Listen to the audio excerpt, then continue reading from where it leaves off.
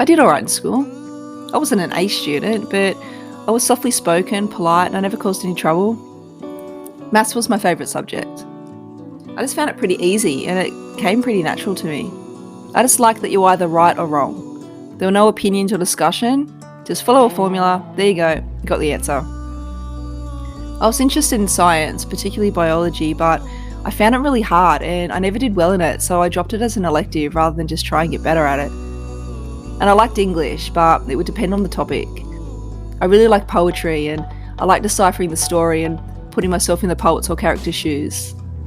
I would write my own stories and poems, and I actually still have most of them from school. They're so cringy and so overdramatic, and I don't know, I suppose I'm still like that. Debating was a hard subject for me. I was often praised for my manner, but I struggled so hard with public speaking. I'd get so nervous and I was so worried about being judged.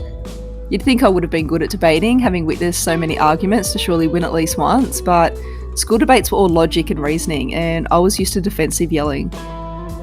So I stood where my name was called and I had my argument prepared on my palm cards, and as I read it out, I could feel my whole face getting warm. I didn't even listen to the other side's argument. I was so nervous about my turn coming up that I just blanked out from listening to them. And I was so worried about not having a good rebuttal or being wrong that I didn't rebut at all. I just read out my speech and I just sat back down. I remember my teammate passing me a note for me to read and I just ignored it. I know he was just helping me, but I just put his piece of paper down on the table and kept reading my own stuff. I just wanted it over with. Maybe it would have helped us win. I don't know. I didn't even know who won. I didn't listen for it. I didn't care. I just wanted it done.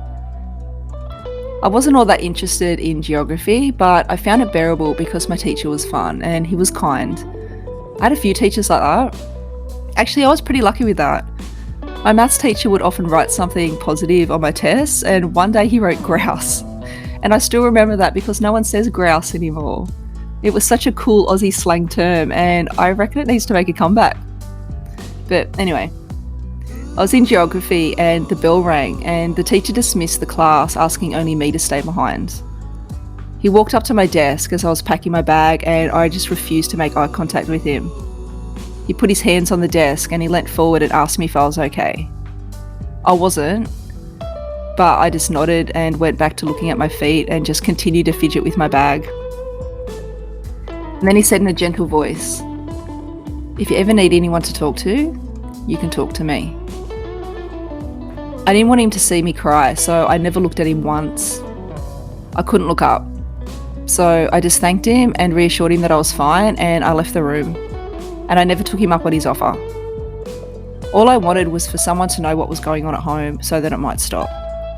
Then here was this man standing in front of me with the power to help, and I dismissed it to get on the school bus and go back home to it. This really played on my mind. I thought about how my stepdad treated me like crap and how he seemed totally fine with treating me that way. And then there was this man who I viewed as nothing more than a teacher deciding that he would care about me. I replayed that day over and over in my head, struggling to see how he recognised something was wrong with me. But I did know why I kept quiet. It was for my mum. I love my mum. She's an amazing woman who did everything for me and everyone around her. From a young age, my mum was determined to find and encourage any interest I may have. I was terrible at sport, but she encouraged me to try soccer and netball anyway. And when I decided not to pursue that, I went into brownie guides, but I got bored of that and didn't go any further with it. And then my mum suggested music and art, and that's where I began to shine. I had weekly piano lessons and I performed in the Stedfords, but I gave up because I wasn't very disciplined with myself with practicing, and I was getting frustrated with myself that I wasn't getting better, but I wasn't getting better because I wasn't practicing. But I kept up with art. I did classes, but I preferred to just potter around and learn on my own. My mum would sometimes comment at our lack of money or make comments that we were poor, but my brother and I never felt that way. We had everything we ever wanted, and if we didn't, we didn't know about it. And Mum just attracted the wrong men. These men saw our mother's worth and took advantage of her kindness and endless forgiveness. Our mum never had any intention of hurting her children. She just also never had any intention of allowing another relationship to fail, especially now that my sister had been born. So she tried and persisted and compromised. And I couldn't fault her for that, and I certainly couldn't punish her for it. So I stayed quiet for my mum, and just hope that one day she would know that she deserved better. Okay, not gonna lie, I wasn't sure how this one was going to turn out. Even though this is my typical style, it's not my typical medium. I don't tend to use inks that much. I prefer to stick to acrylics, but I felt like the ink sort of went with the teacher theme that I was going with this week.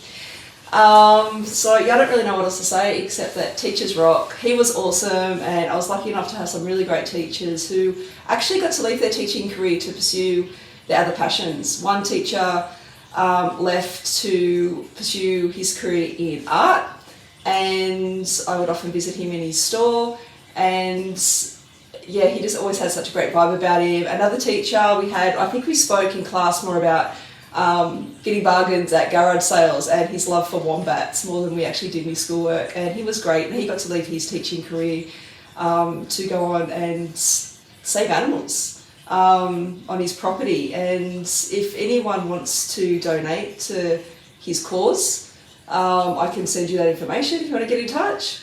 But yeah, I'll try and upload again in a couple of days, and I'll probably have a break over Chrissy. But thanks for stopping by, and I'll see you in the next one.